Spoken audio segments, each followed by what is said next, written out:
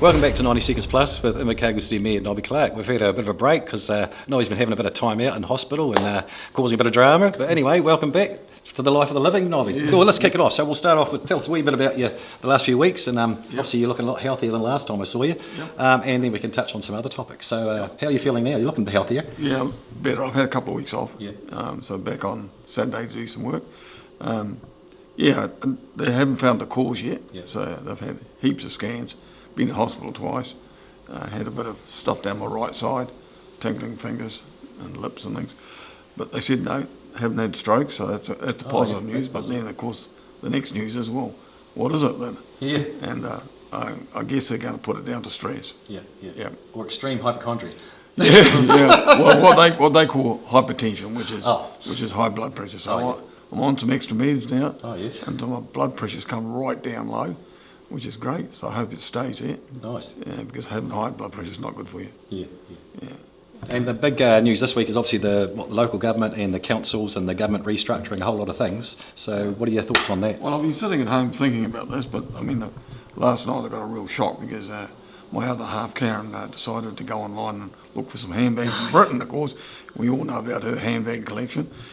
And then I could hear her saying, "Oh shit," she says, "Oh, how many have I bought? Oh, how much is it worth?" Because it's all in pounds. Oh, of course. And she didn't know whether she'd bought one or two or a whole lot more, because you put them into the cart, and then you delete the ones off that you don't want, but having a bit of trouble deleting them off, and thought, oh hell, how many thousands has she spent? But never mind. You old people in technology. yeah, old people in technology.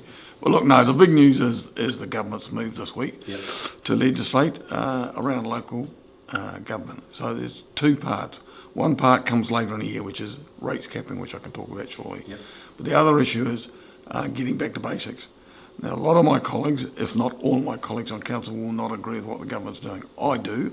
I think it's great. And you've heard me say before that I think that we shouldn't have rate increases more than about the rate of inflation. And councils need to cut their cloth accordingly. And every time I say that, I get into some serious bother with my colleagues and with the staff as well. But to be fair there, again, the central government needs to tidy things up so that, again, there's not the extra work and stuff involved for different... Yeah, look, I hear that from local government New Zealand too.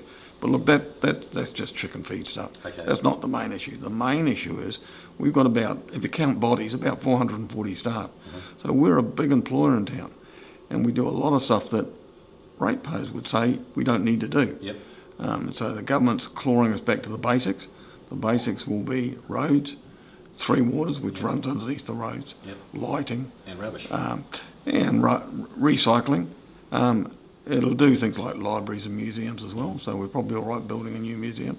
But other stuff's just luxury stuff, or what they sometimes refer to as vanity stuff. I was going to say that. And one of my colleagues has said that the museum's a vanity project, but it's not. Having the history of Southland's a really important thing. Must admit, driving past today, it's really starting to take shape now, actually. No, it'll be great. Just cruising past this morning and looking over.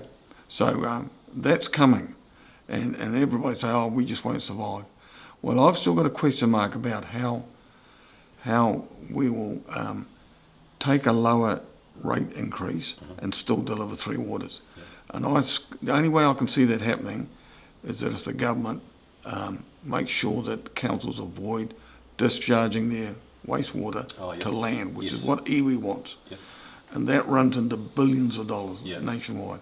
If they can avoid that, it gets more affordable. And so what's on the horizon for us? Well, the only thing that's really big for us is an alternative water supply, which is still some way off. But that will come at an expense thing. So that's core business. But everything else under this new system is that you'll get a rate increase. Say it's 2.2. Well, we were 7.1 this year. Interesting that Wanganui, which is the same size as us, or very similar size, they've done 2.2. They've decided to bite the bullet, and they'll cut their cloth accordingly. And you can read between the lines. That means holding back on consultants' fees, on lawyers' fees, maybe some staff not replaced as they leave, so that we drop the staff numbers down. In our city, what would that look like? Well, I think that we've got some things long-term to consider. So we've got an awful lot of parks and green space, and everybody says, oh, you've got to have green space. And Karen will go on about that forever and a day. But at the end of the day, we've got too much green space, which we have to maintain and nobody uses. Yes. So, if we decided to, over a 10-year period, that our population base was going to increase, and it will do, especially with the new industries coming, where do we house them? If we expand the city out and make it larger, then all our infrastructure has to expand as well. Yep. That's very costly. Yep. If we can keep it within the limit that we've currently got, and we intensify, Yep. which means we go upwards, or we put houses on smaller sections, we allow subdivisions to happen, or people to have units as opposed to houses. If we can intensify, we get more ratepayers, which is good for the city, Yep. but we don't have to expand our network too much. Yep. So that's that intensification is happening in some cities already, Christchurch and Auckland, obviously, Wellington to some extent. We will need to consider that as we get further down the track.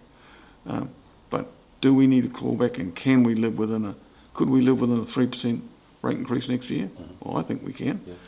Everybody will tell you that you can't, Yep. including my colleagues, but I think you can. And we just need to bite the bullet. It's, I guess, the big thing for future rates will be whether the council can keep the running costs of the new museum under control, you know what I mean? Because that'll be an interesting one. But look, when you consider that might be,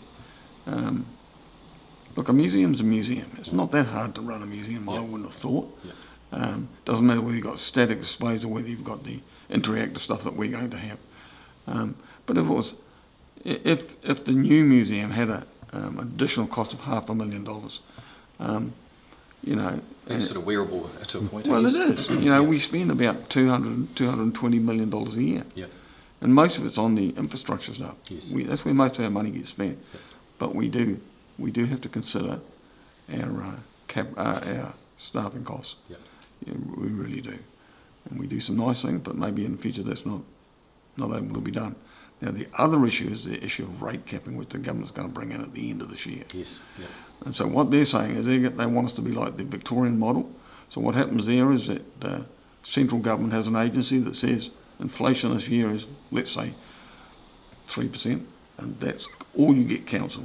Now, you can rate for more, but the only way you can do that is you've got to do two things. One, you've got to get a mandate from the community. Yeah. So you've got to consult, say, we want to build a new football stadium, for argument's sake. And so you've got to get the community's approval to do that, knowing they have to pay for it. Right. Yep. There's no funding comes from central government.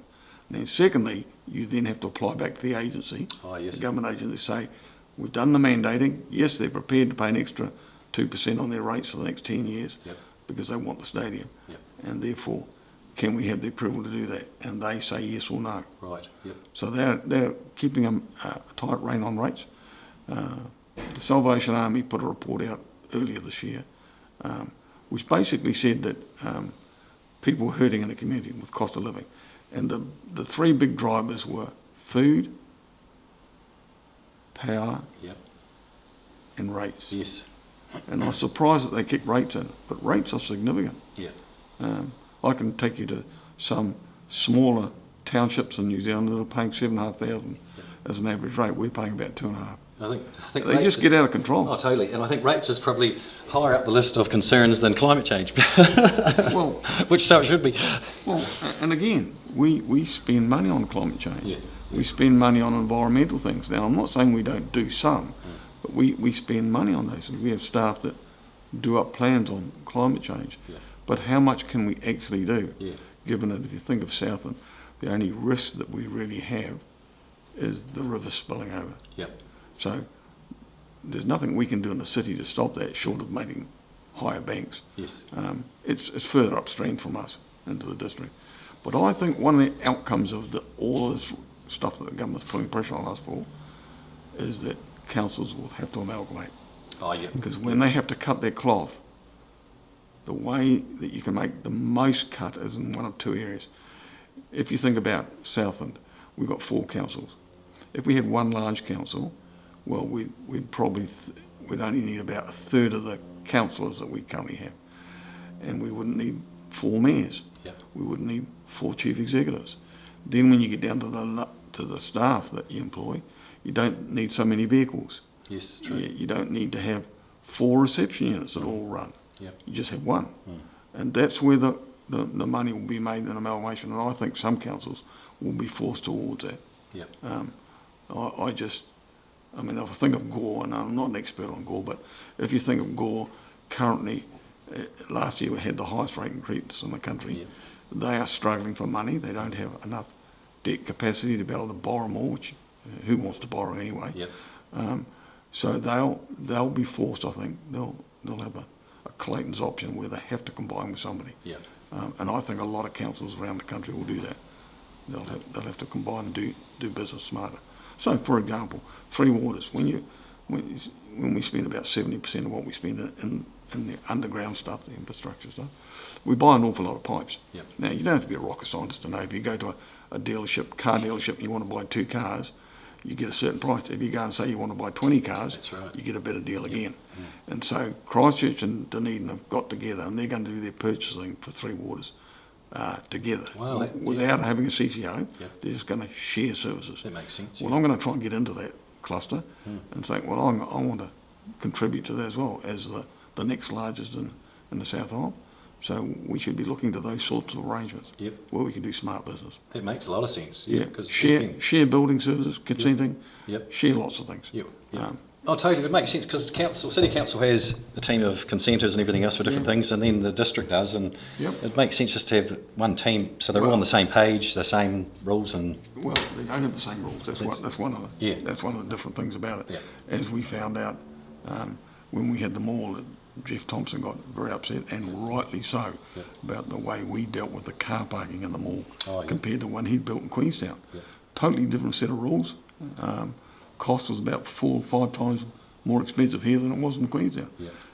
It's just madness. Yeah. Yeah. So we've got to get smarter as local Totally. government. We really do. We can't afford to have, really small little councils that have their voice Yes. and everybody feels as though they belong, but they can't afford. Yeah, that's right. Yeah. That's, Yeah. yes. Yeah. Right. that's 90 Seconds Plus with Invercargill City Mayor Nobby Clark. Till next time, see you later.